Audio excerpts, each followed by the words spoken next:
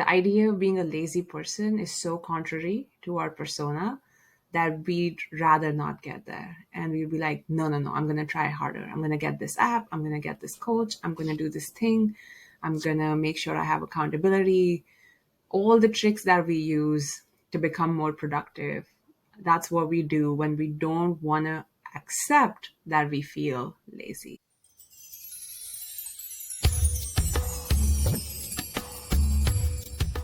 Welcome to Partners in Sublime, where we explore the teachings of depth psychology and Vedic philosophy to achieve the highest levels of personal growth and self-actualization. Join me as we tap into the unconscious for intuitive guidance and creative direction. I'm your host, Shagun Chopra. Let's begin. Hello, and welcome to Partners in Sublime. Today we're going to talk about motivation, or rather lack thereof. Why do we act lazy? Why do we get so demotivated? Why can't we just find the energy, the strength to do what needs to be done? Why do we procrastinate and live in this space where we just can't get anything done? If this resonates with you, or if it's something you've experienced in the past, just listen on and you're going to learn something so different about this phenomenon that it will blow your mind away. So let's get started. The first thing I want to clarify is that feeling lack of motivation and not wanting to do anything, not feeling like you could do anything, might look like laziness to others, and people might look at you and be like, oh, you just don't have strong enough willpower. And that's not really true, and that's not the right way to look at a lack of motivation. But before we go into what exactly is going on, I would like to share a personal example of when I felt demotivated. So normally I am my persona, the one I have been trying to break off is of the doer, always doing things, always being on top of things. It's helped me manage a lot of things in my life, but it comes with its own downsides, as every persona does. The greatest persona eventually becomes limiting. But this is back in the day. This is at least 8 years ago or something. I was an MBA student. I had just finished my summer internship at a tech company in San Francisco.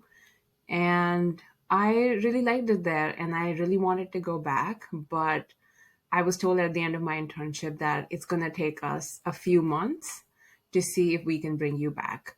So it wasn't like, no, we won't hire you. It wasn't like, yes, we'll hire you, like what was happening with some of my classmates. But it was like, we would love to hire you potentially if we can find a headcount for you. So obviously that's not something you want to hear after, you worked really hard over the summer. But in my heart, I was like, I think this is going to work out. And if it didn't work out, it gave me a sense of what I would like to work out so that I could have the life that I wanted.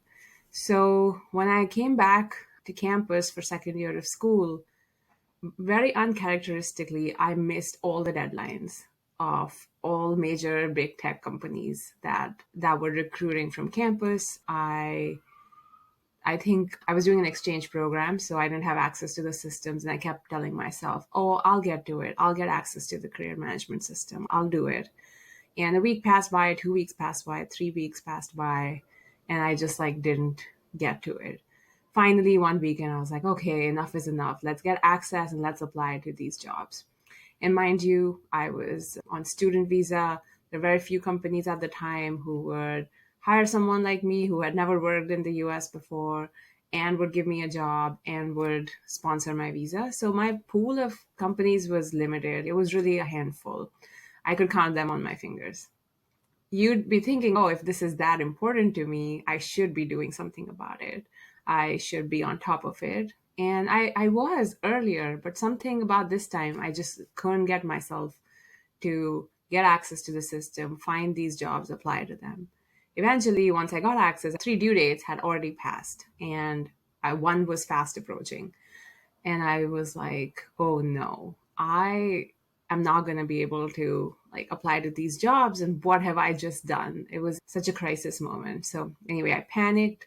I reached out to someone at the Career Management Center, explained to them that I couldn't get access. I'm an exchange student. May I please apply after deadline? And he asked me to write an apology letter and apply, which I did. After all was said and done, and I did get those applications in, like, I asked myself, what was that about? Why couldn't you just do the thing you said you wanted to do? You want to work in big tech in the US, and these are your choices. Why wouldn't you just apply? And the more I discovered within me why I was doing what I was doing, is because one, I felt intuitively that my internship would convert to a full time job. Second, I knew that this job would give me the freedom to be in the San Francisco Bay Area and pursue some of my other interests. There's a few things I had my eyes on, which was volunteering at the crisis line, going to school and getting a certification in Ayurveda. And I knew that this type of lifestyle would only be possible with the job that I was going for. And I did not want to apply to those really demanding tech jobs that would take me to another city. And understandably, this part within me was protesting. But the protest is not loud and clear, okay? It doesn't sound like, oh, hey, Shagun, don't do this because this is what you really want. Do this instead. Actually, that sound is so faint, we can't even hear it. Protest just looks like this silent withdrawal of energy from the things that you think you should be doing. So in my case, I should have been applying, but I just couldn't find the energy to. And while we're on the topic of energy, this happens a lot. People say, oh, my life is already so busy. I'm already so tired, so burnt out. How am I going to find the energy to do X, Y, Z? Energy is not a finite resource. You can just tap into the universe and get as much of it as you like if you have a strong why. And that strong why needs to be aligned with the purpose of your life, the reason you were born, your dharma. You need to be able to really feel that this is what you're on earth for, and unlimited resources and energy will be available to you. But try doing something that's not your dharma, and very soon you will start to deplete those energy reserves, and no amount of willpower eventually would be able to get you out of the state you're in. So, this state of malaise, this feeling of I'm so lazy, I'm unmotivated, I don't want to do anything, I'm confused about what I should do. These are just different ways of your psyche just quietly resisting whatever is on your agenda. And the worst thing you can do is push harder and try to override, like whip yourself into thinking, nope, I'm going to get an accountability partner. I'm going to get an executive coach who's going to make sure I hit my goals. You really don't want to do that, because the more pressure you put on yourself, the worse your motivation levels are going to get. So, what you want to do is like, oh, okay, this thing is arising for me, and I need to look at it and I need to see what it's telling me. And the answers might really surprise you. And that's what today is all about. So let's start with, what does lack of motivation look like? Some people use the word burnout. I think that's pretty accurate to describe, like, I don't feel like doing anything. So it's across the board. Sometimes it's, I don't feel like doing this particular thing. So you feel unmotivated to do that. You might feel just lazy in your body. The body feels heavy. You might feel like you don't even know what you should be doing. Any and all forms of this phenomenon can emerge. I'm sure you've experienced some of that in the past yourself. And it's all just your psyche withdrawing energy from whatever it is that your ego is trying to pursue. So, ego believes, as I've mentioned in past episodes, ego believes that I have a blueprint. This is what I need to survive and thrive in the world. This is what I learned from society, from culture, from my parents, and this is how I'm going to try to be. And the ego is gung ho on this one objective. Like, this is how I have to be. And that have to be is what we call the persona. So, ego is always trying to strengthen the persona, always trying to make sure that things stay the same fundamentally. And the other side of the persona, the shadow, which is part of our unconscious, is is always trying to emerge. It's trying to like poke its head and try to come alive, but the ego keeps trying to suppress it. So every time the unconscious tries to share something about like, hey, here's what I would like, the ego just quashes it, and it keeps happening, it keeps happening, it keeps happening. And then one day you get to a point where you're like, I just have no motivation. And it's happening because your psyche is, I have no energy to power this. I cannot give you energy for this pursuit that I consider futile. Like, why are you doing this, person? Why are you chasing this mold of the ego when you instead could be connected to your higher self and fulfilling your purpose? So you can think of it as a silent protest where the psyche is like, nope, I don't want to participate in this. What should you do at this time? I think if you peek behind the curtain, you will see that whatever it is that you're trying to do or that takes up space in your life is just not serving you anymore. And it's time to go back to the drawing board and see who you would really like to be. Not the persona that you've come to be over all these years, but who would you really like to be? And the answer might totally surprise you. It might be something you had never thought of, or it might be something you deep down know from a long, long time, like I did. And you just keep saying, now's not the time for this. Now's not the time for this. I need to make money. I need to keep this job. I need to get into school, whatever it is that you're striving toward. So once you do uncover what it is that you should rather be doing, if you were connected to that inner voice, you will realize that slowly but surely that lack of motivation will disappear, energy will start to come back, and you'll almost find yourself a new person. And this process is called individuation.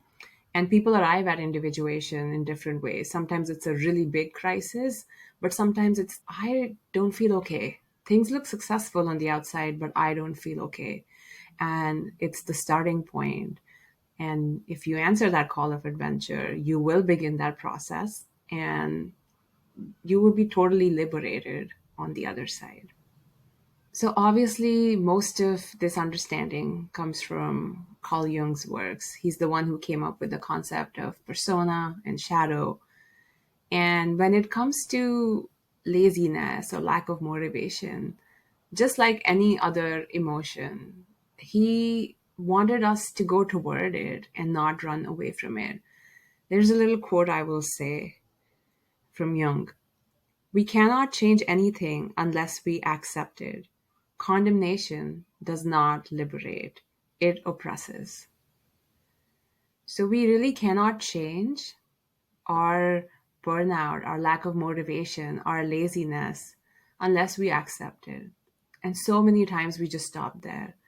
The idea of being a lazy person is so contrary to our persona that we'd rather not get there. And we'd be like, no, no, no, I'm going to try harder. I'm going to get this app. I'm going to get this coach. I'm going to do this thing.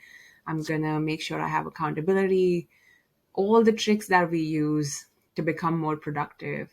That's what we do when we don't want to accept that we feel lazy. And I've done that too. I'm guilty of reading so many books on productivity, so many articles on productivity. I thought that life was about conquering these wasted spaces between things, and every minute of your day should have a job, as they say. And there is no room to just be, to let your mind wander, for it to take you to where it needs to go. It's like you have to manage your day so very well to make sure that your ego feels like it's completely in control. So I've been there, I've done that.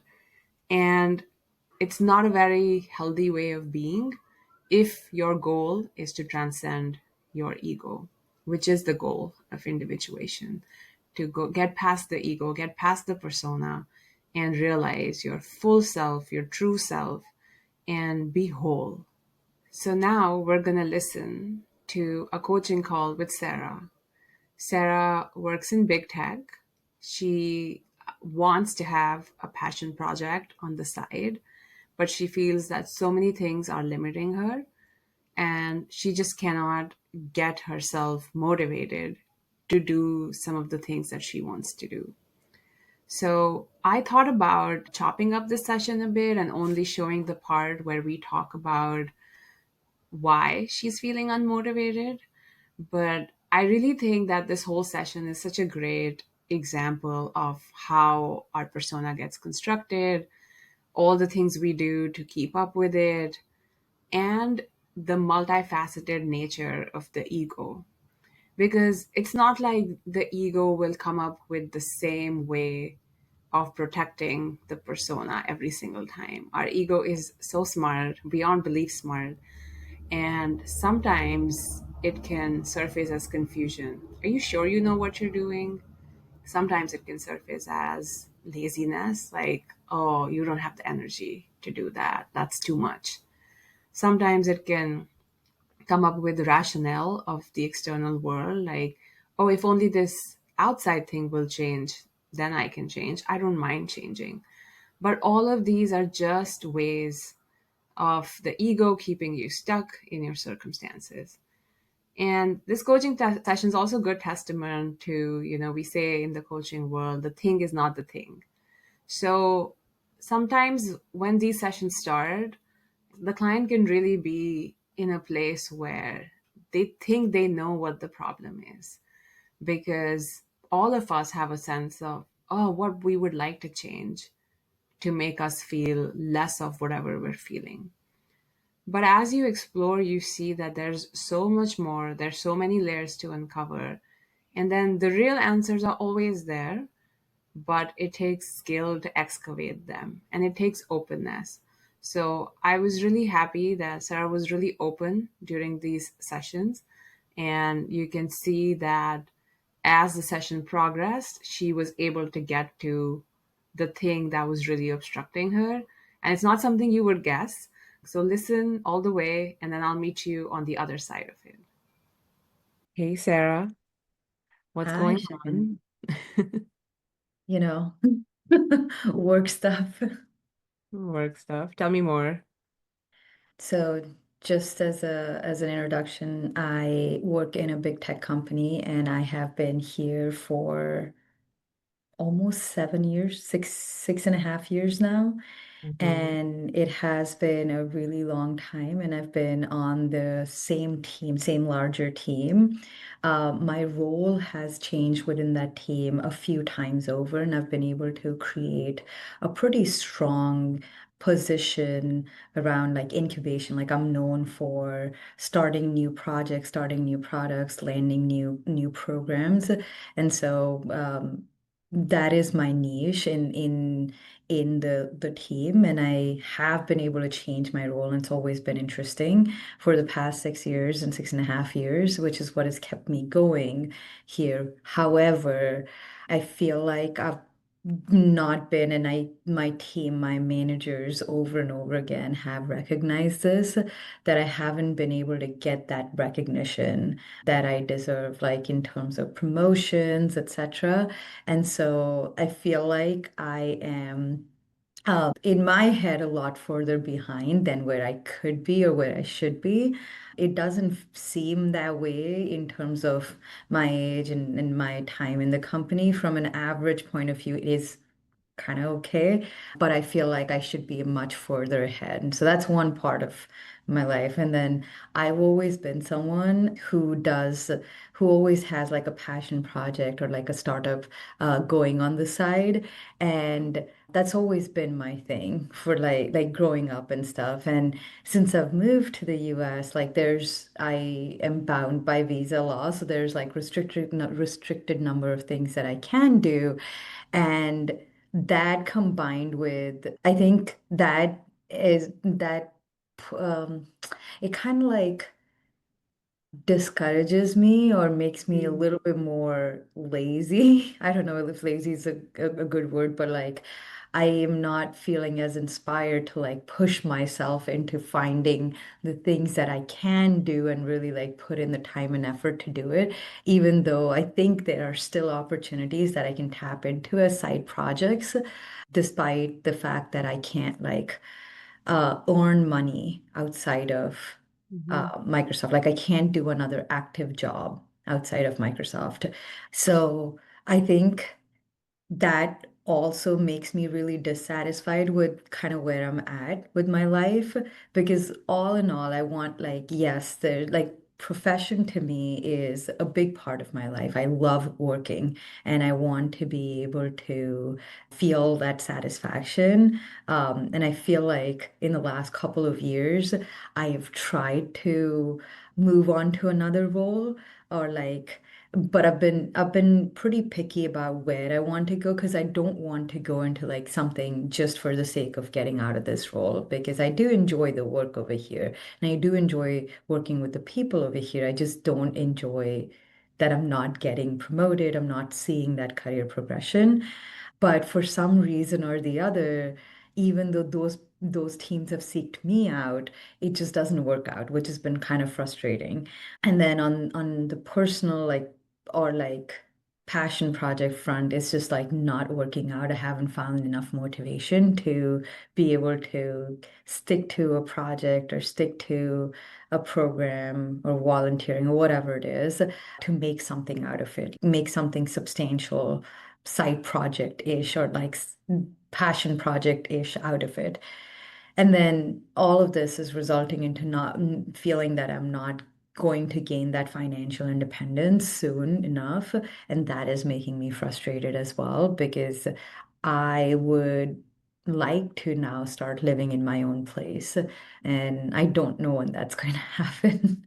So these are sort of my frustrations going on in my head. And I know like my manager is trying, my manager's manager is trying, like the job market is low, at least I'm in a stable job and I keep telling myself that and it's just still not feeling like like we had 10% of our company laid off today. And so like it drives more fear in me that should I be looking at something like I should be happy that I'm in this place, but I'm like I don't want to just be like content with I have a job, even though I'm not progressing. I want more. I know I deserve more. I know I can get more. I'm smarter than that. And even if I can't do it through my company, I need to figure out how to do it outside of my company because I don't want Mhm. to be a corporate slave either. Yeah. Okay, that was a lot. Okay. No, but thanks for sharing because I think the main things I'm hearing and they are connected are this feeling of feeling behind. Like I'm not where I should be, even though I might be by external standards, and not as financially independent, don't have my own place yet, have not gotten the promotions I want at work, combined with just like a desire for novelty and excitement. Those are the Well, two most emotional things I'm hearing. Does that? yes, and desire for something of my own. Like Mm-hmm. something that is driven by me and is not connected to someone giving me a promotion, something that I see wins and losses out of that are connected to my efforts and my understanding of the market or whatever it is. So something that is more I don't want to treat my company, like my corporate company as my company. It because it isn't. I am dispensable, just like the 10% of the people laid off today. So I want Yeah. to create value for myself. Like you want to be at the helm of something that you're creating. It's almost like this creative burst of energy inside you that's wanting to come Yeah. out. And Yes, because you're, that has always been me, which is the position, which is the identity that I have created even at my company, because that is me. And I have poured myself into that because I haven't been able to create something of my own because of like the visa constraints. And Yeah. so I want to be able to pour myself in my own thing that I can reap benefits out of completely. Mm-hmm. And I fire myself if I do. Like I shut down the things if I do. And Mm-hmm. I lose if I do, not because the company loses. Yeah. So it's not just creativity. That's like half the piece. It's like creativity plus autonomy that you're Yeah. craving. Yeah.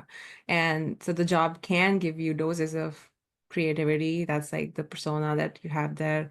And you're admired for it, respected for it, maybe not at the pace that you like, but that is the best part of your job. Like Yeah, that's I something I you do enjoy. do really like it. I really like my job, which is why I haven't like I get a new massive project every year and a half or two. Like I'm getting bored from this thing, and I basically told my manager I need a bigger challenge because this is not like I've already done this, like check mark, and I know I will get it. And he is super supportive of if you find a people manager role, because I am managing about four people right now directly.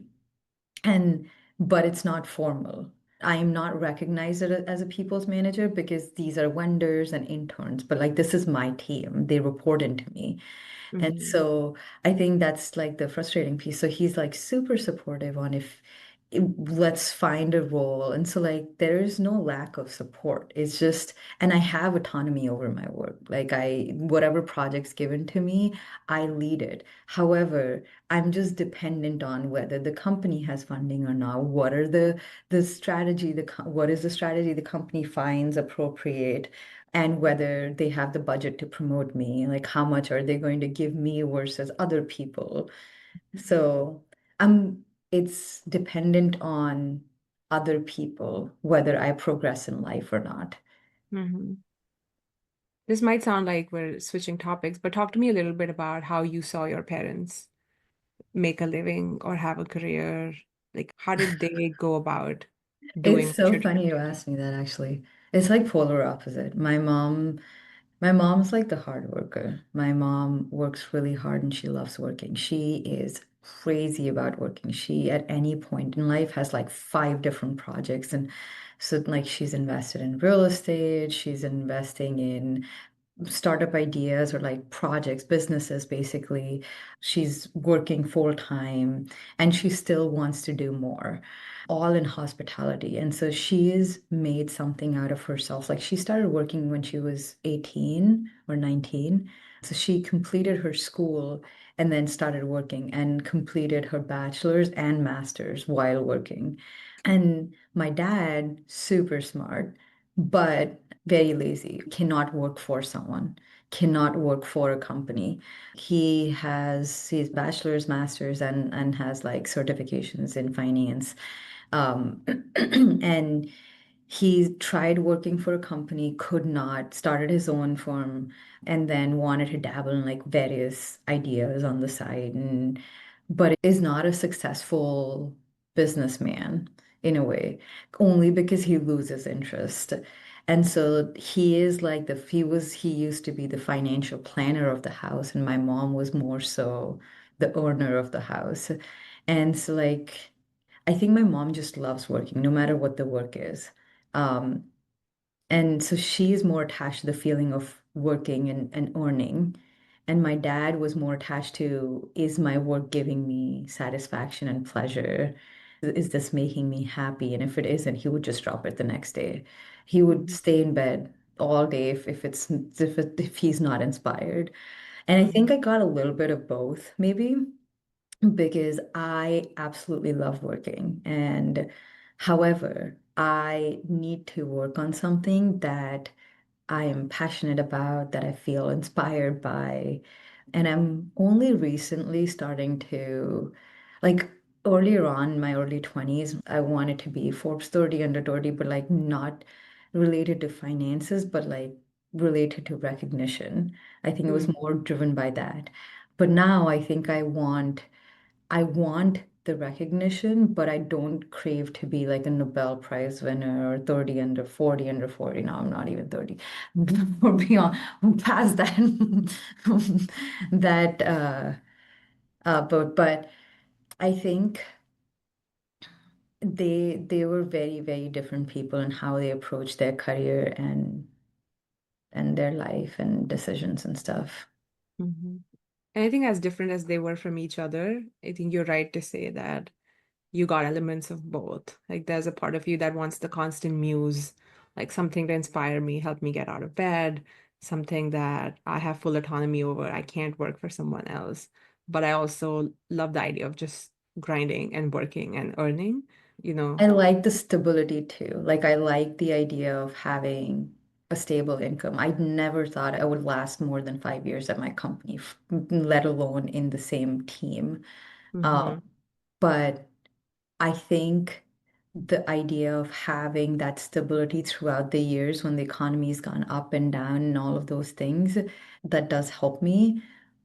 I also like that I can press pause or I can pull back or pour in as much as I want to, and I will still, I've like created that image in my company that I will have a stable place over here.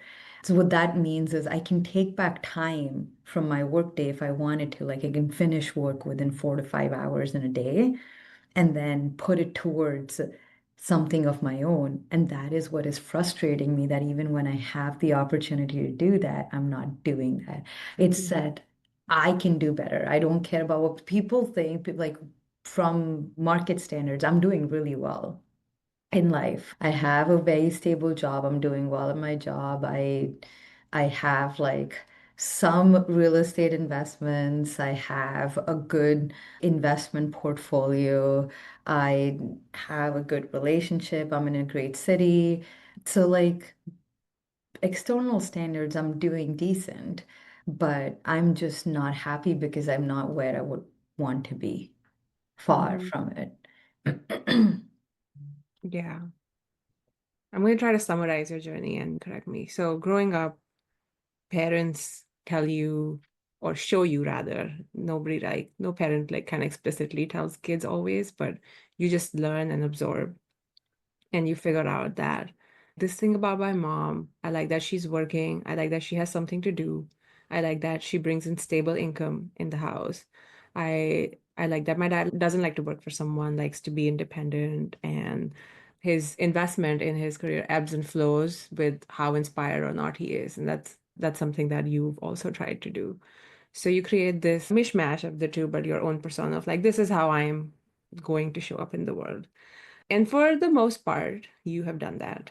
And by external measures, everything looks great in this market. You have a job, you have that stability, you get to have a good amount of autonomy within your role, good city, good person, everything's good. And yet, this lack of motivation that you're feeling is just like, I don't like this. I don't like where this has got me. I just want to normalize, first of all, that that is very common in midlife to do that, to get to that point where you feel like, what is all this for? I And think, sorry, I'm going to correct over there just a little yeah. bit. I think it's very different from my 20s, and I Mm, know I can have more. Even within my job, I've been told that I deserve 2 to 3 levels up because I'm working at that level. I have shown value, I've shown results at that level. And so from work perspective, from like my company perspective, that is my issue. Like I know I deserve more and I'm not getting more. I'm getting caught in this big conglomerate or like corporate America, whatever, and world economy and all of those things. And I, as an individual worker, is seeing the consequence of that. I'm not critical to the company, even though I have proved myself over and over again, and my superiors recognize that. So the reason why I'm feeling dissatisfied is because I know I have earned and deserved much more than where I am right now. And then on the personal front, I have lived that life for most of my adult years. And in the last few years, I haven't been able to find something or put towards something that I legally can Mhm. and feel inspired to grow, build, etc. of my own. So that is my frustration that I'm not living the life that I would ideally want to Mhm. live or like where I would want to be because of circumstances. And Mhm. yeah, No, I hear you. It's almost like the vision that you had for yourself, you're not able to reach that. And you do believe that it's external things that are limiting you. But I think deep down, there's also a recognition that something internal is yes, limiting you because it's not like you have to start a company and have a second job in order to have a passion project. Like there are things you could do. And I know from working with you in the past that you have done that don't require any of that, that are either volunteer positions or other things. So I feel that this is a lack of motivation issue, like something about it. You're not able to tap into that creative energy that you know you have that is ready to come out, but you're not able to access it. Something has happened in your life that it's not able to erupt and create something yeah. in the world. And I think of like I'm starting to get overly attached to whatever I create. I want to be able to create something out of it, which is why I've stepped back from volunteering and things like those that were taking up my time. I want to create something of my own, even Mhm. if it is like a social social media influencer brand or something like that. And maybe I'm overly attached to it, but I want to create currency that I can use to build. I want to do an investment for myself in myself instead of like just giving time to my company, to other organizations. Yeah. Yeah, I hear you. I can feel that that's what you really want. And when you describe your situation, you are talking about yourself, your team, the economy, and all those are important factors. I feel like in situations that are as complex as this, it's good to go underneath the sort of the cognition aspect of it, like why you are in the position you are, and get to something deeper that explains why you are the way you are. And I think it would make more sense when we do a little exercise. So are you open to doing a little Yeah, visualization with me? Okay. So for this one, feel free to close your eyes and get relaxed, but you can talk to me during it as I ask you questions, okay? So take a minute to center yourself and just deepen your breath. Deep inhale, long exhale. Really trying to calm your system down so you can access this place that you know you have within you. Now, I want you to imagine your happy place. It can be by the ocean, it can be a forest, it can be any kind of vista that will bring just so much joy in you that you really want to be there.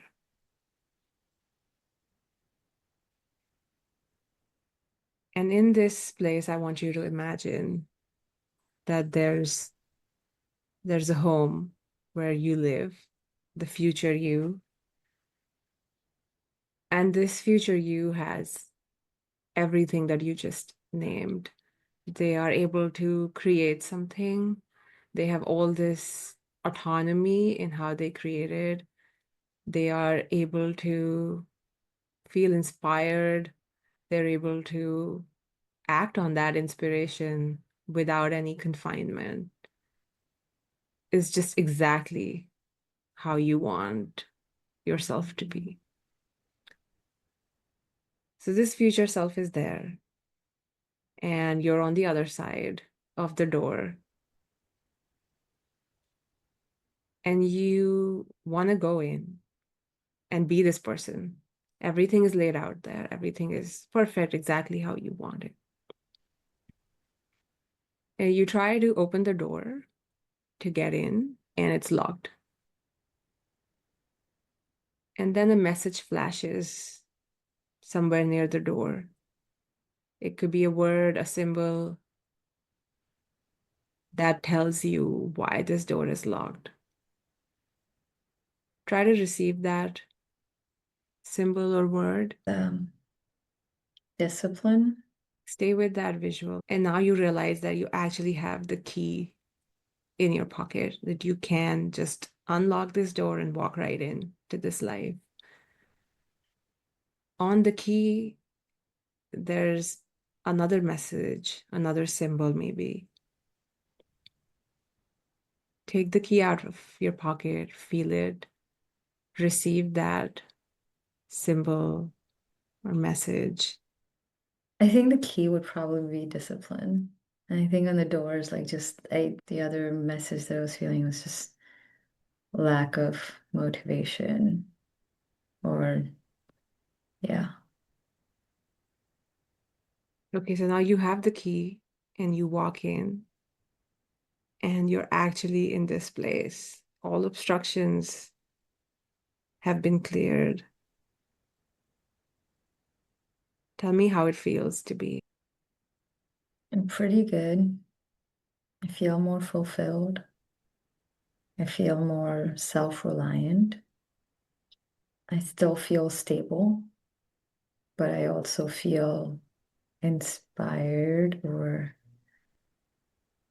um, also relieved in a way that it felt like a really long process to get inside the door, like it was pushing and pushing. But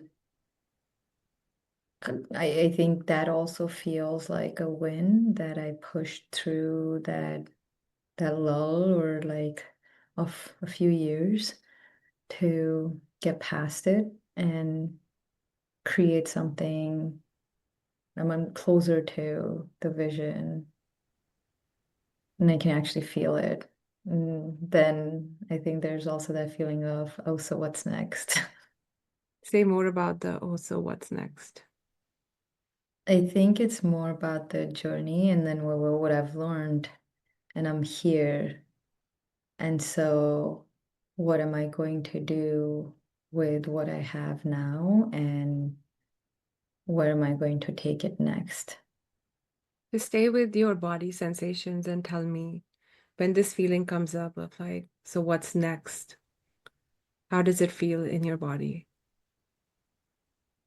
Both very exciting, but there's like this recognition of, is this a chase? Is this like going to keep continuing? I want to be more deliberate or intentional about that what next. You're welcome to open your eyes now when you're ready. I believe our psyche does have all the answers. And the answer I'm hearing, and you can tell me if you hear it or not, is of course I'm not motivated to do anything because Sarah, as soon as you get to that point, you're going to want to do something else. And I can't keep living in this cycle of chase, that it's always about the next thing. Of course, it's exciting, but I want it to be deliberate because it sounds like we never arrive. We're always striving.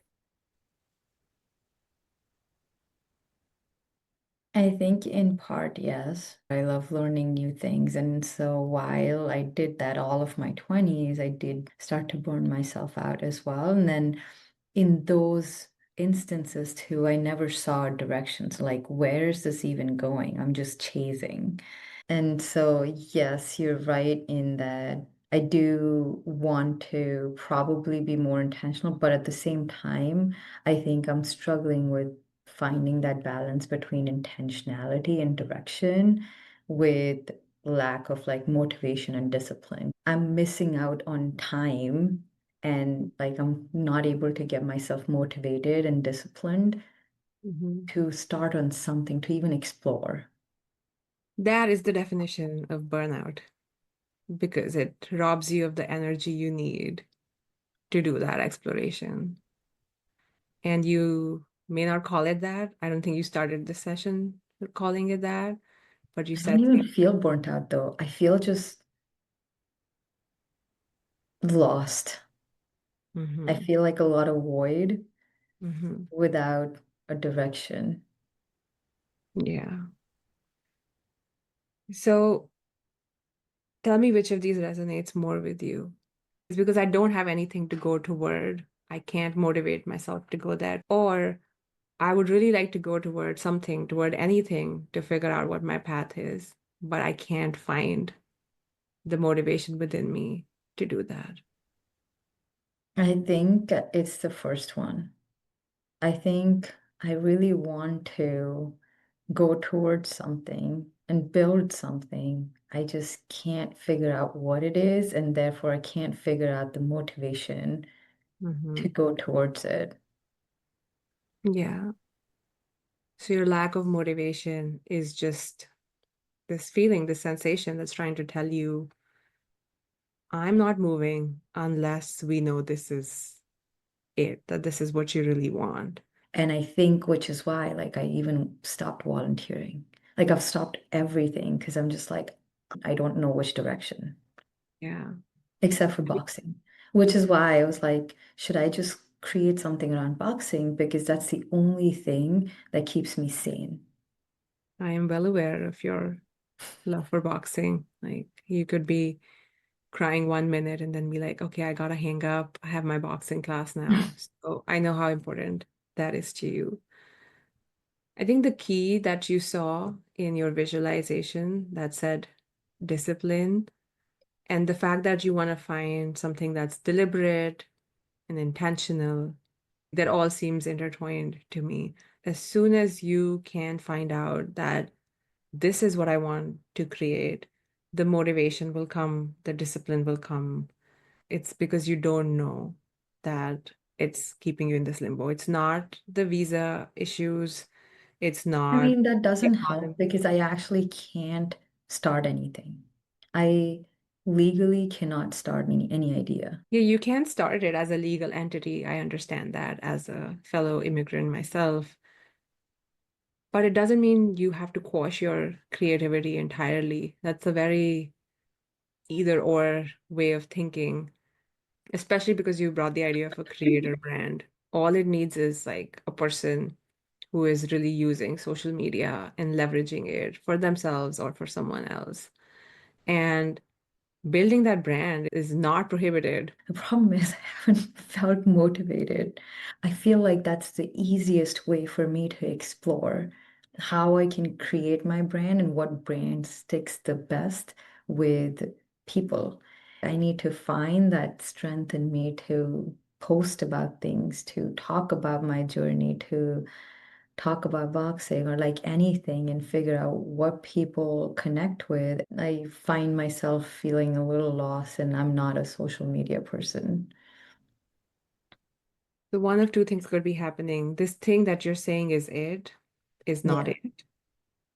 Or this thing that you're saying is it, but fear is getting in the way. I also just see you light up when you talk about posting about boxing versus just posting on social media. And then I think about, okay, even if I want to do boxing, but the Hmm. problem is I don't have the credentials. I don't have the street cred. Sure, I've been boxing for so long, but there's so many people out there Hmm. who've been fighting, who've gone into the ring, and they have more like credentials to be able to talk about this.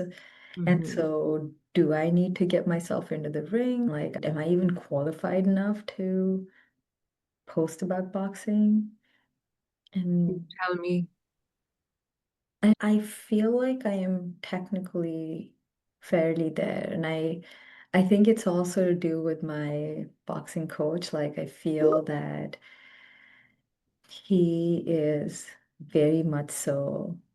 I respect only fighters kind of a person that influences me too. Like he hates influencers, he respects fighters.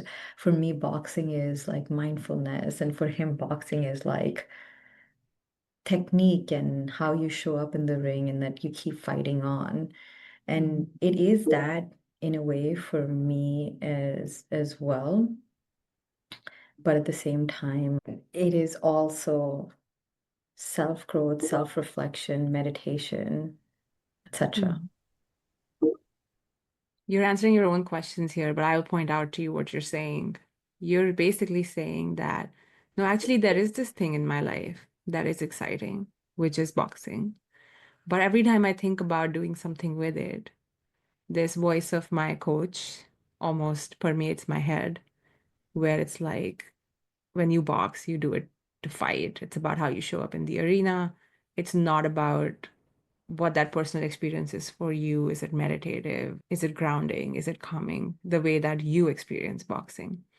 And that voice is so loud that it prevents you from doing the thing that you know you need to do. And we all have that.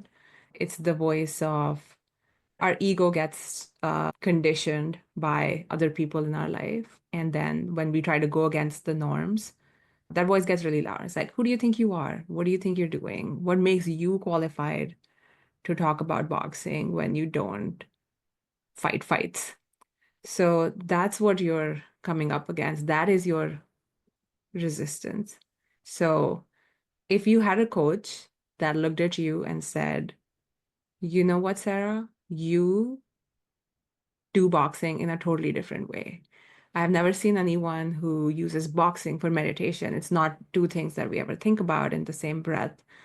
And I think your experience is totally unique. And I think you have so much potential as like a creative person.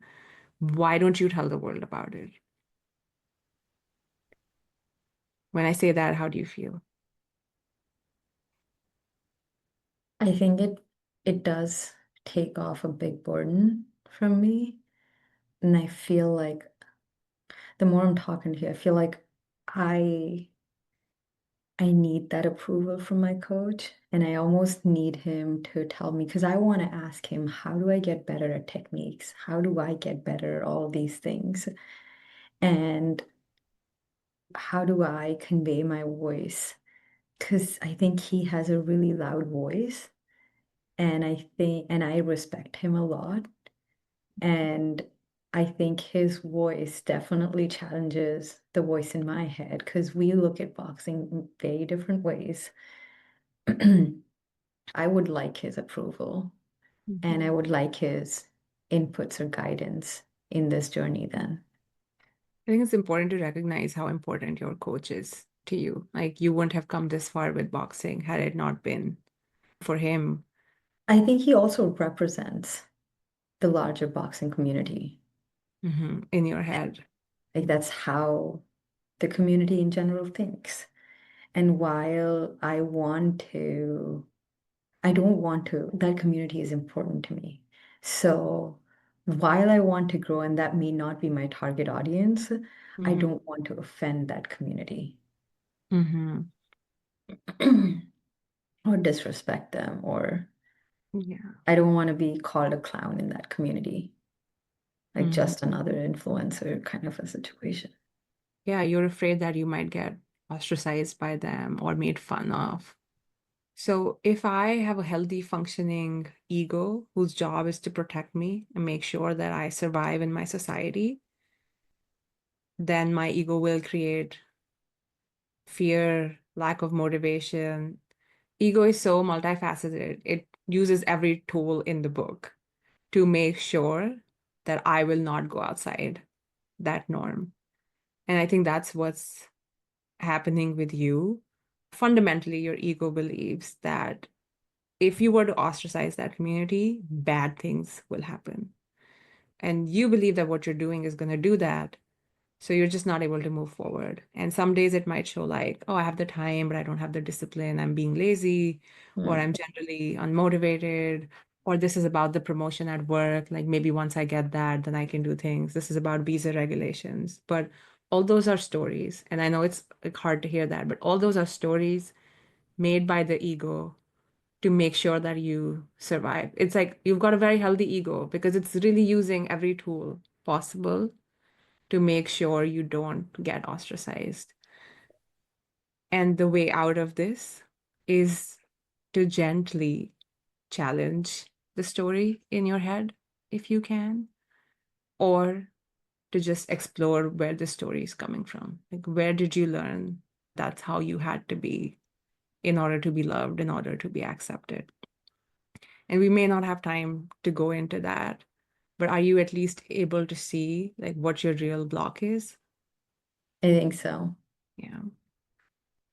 I do think it's a combination of a couple of different things, but I do think that's probably where the starting point is. And then I would have to work through the next block and then the next block. But I do think that unless I kind of appease or challenge or satisfy that part, I will feel like somewhat of a phony, not being able to truly actually put myself out there. Yeah. One of the beliefs that this narrative is constructed on is that he represents the entire boxing community. Might I say you're part of that community, and he does not represent you in some ways. So if you're looking for proof in the external world, because sometimes it's hard to start internally, if you're looking for proof in the external world, I guarantee that if you found one more person who experienced boxing or could experience boxing the way you do, it would show you that narrative will start to fall apart and it'll poke holes, and you will realize that there might be more people out there that resonate with what you have to say. Is there a way you can try to find someone like that? Yeah, I already started thinking of people, and I was like, okay, should I talk to her? Mm, you always have the answers. So, yeah, I think the short answer is you should talk to her and then see where this goes. Is that something you think you'll be able to do after our session at some point? Yeah, I think so. And I think I also want to get out of my head and talk to my coach itself. Like maybe he doesn't believe all of those things, or maybe I find something that I think he also respects and appreciates. He has his own ego too, right? There are things that he thinks are appropriate to say and do and not say and not do that will help him survive and thrive. And I think that's the beauty of sharing our authentic self, is that you have no idea who is repressing theirs just to fit in, and then you're able to connect with them. Okay, I have Yeah. homework. You have homework. So that was Sarah and her story. Thank you for listening. And I have so much to say about this session because I would never miss a good teaching opportunity. So let's dive right in. The first thing we want to see is her persona. So, as our persona is developing, it does not develop in isolation. It really is about our conditioning, how our parents taught us, how broader culture taught us to be, and it's our way of feeling loved and accepted and respected by that culture. So, you can see with Sarah that her mother had a type of persona and her father had his own persona. And growing up, she was able to pick and choose elements from both. Sometimes we can turn out just like our mom. Sometimes we can turn out just like our dad. Sometimes we combine them. Sometimes we dislike one parent so much that we have to be the opposite of this parent. If this parent was irresponsible, I'm going to be responsible, and so on.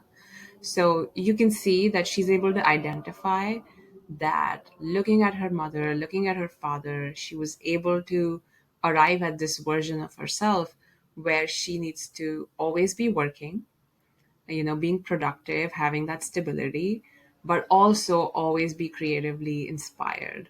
So she needs that muse, she needs that passion project on the side to make sure that she's fulfilled. One or the other will not cut it for her. And it sounds like a great persona. It actually sounds so complete, right? Like, oh, here's this person. They're not just going to do their boring 9 to 5, they're also going to do these other things. But anything, no matter how good it is, if we have to be that way, becomes limiting. So now Sarah is not able to maintain that persona because after years and years of doing that, years and years of having a job, having a venture on the side, having a passion project on the side, having a job, volunteering on the side, the psyche is just protesting and it's saying, what are you doing? You keep building this persona up. We we need to do something else. I'm going to retreat. I'm going to silently protest this way of being by withdrawing my energy, and you're now going to be unmotivated. So the psyche presents with resistance to Sarah's plan, and it looks like confusion, it looks like lack of motivation. So now Sarah thinks that, oh, like, what's going on? I need to do something differently. She feels this uneasiness. She doesn't feel happy. So she starts to make that exploration. That's when we did do the visualization and all the discussion after that. And in that visualization, when she gets to the place where she has all this, when she's at this epic persona that she's been trying to cultivate, trying to seek, she realizes that she doesn't feel fulfilled by it, that there's a sense of what's next, but the next never comes. So you're always in the chase. And no wonder her unconscious is protesting and saying, I don't want to do that. Not again. Once again, you're going to do all this, and it's not going to do what I'm here for, which is to live my dharma, which is to live my purpose. So she hits this wall of resistance, and as she peeks behind it, the answer is so unique. Like, I didn't think, she didn't think, and I'm sure you all listening didn't think that boxing is the thing that she wants to do something with. She sees it in a different way from what most popular culture does. And she wants to say that. And if you notice, like, her body language changed totally when she talked about it. So she always had that answer within her, and all this confusion, lack of motivation was just masking the problem. So when she went toward it, the answer emerged. Now, just because you have the answer doesn't mean that now you're going to be like, all systems go, let's just do it. When you do that, the ego understandably gets scared because you're about to step outside the bounds of the persona, and I can't let that happen. And that's when fear arises. And fear, again, it's just the body's alarm system telling you, don't do that. That could mean trouble. But it doesn't mean you have to heed to it. If you start to go through that fear, move through that fear, you will find all the energy you need to pursue the thing that you're meant to do. And when that message comes from the inside, it's loud and clear. You don't have to worry about whether that's the right thing to do. All your doubts go away. You have the fear, but you move forward despite it. It resonates with you in a way that other stuff doesn't. So in Sarah's case, she's not able to find the motivation to chase yet another promotion at work. She's trying, but she's not able to do that. She's also not changing her jobs or starting some kind of passion project or volunteering because deep down, she knows that that's not going to help. What's going to help is to be transparent with the world about her experience with boxing. And that's what she needs to do. And it takes courage to answer that call.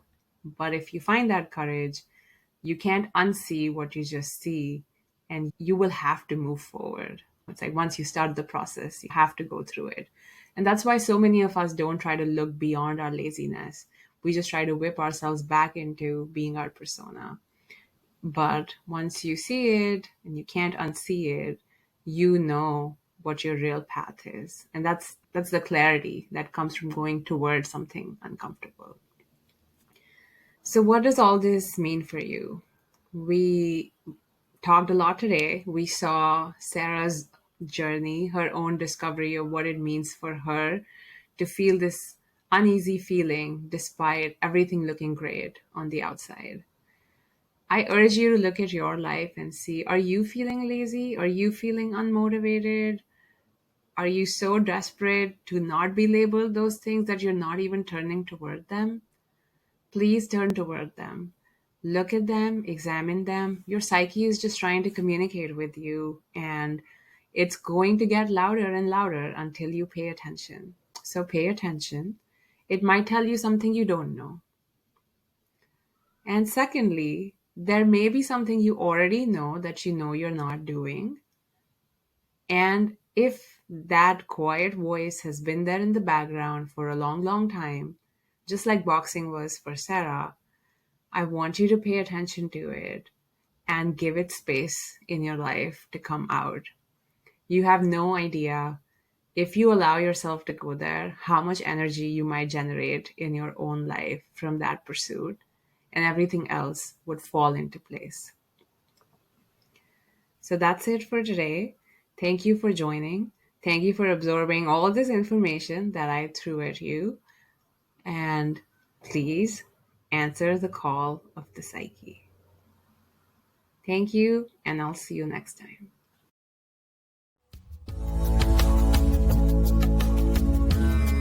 Thank you for being my partner in Sublime today. I hope you enjoyed diving into the unconscious with me. To ask a question or get coached on the show, visit shagunchopra.com/ask or click the link below. See you next time.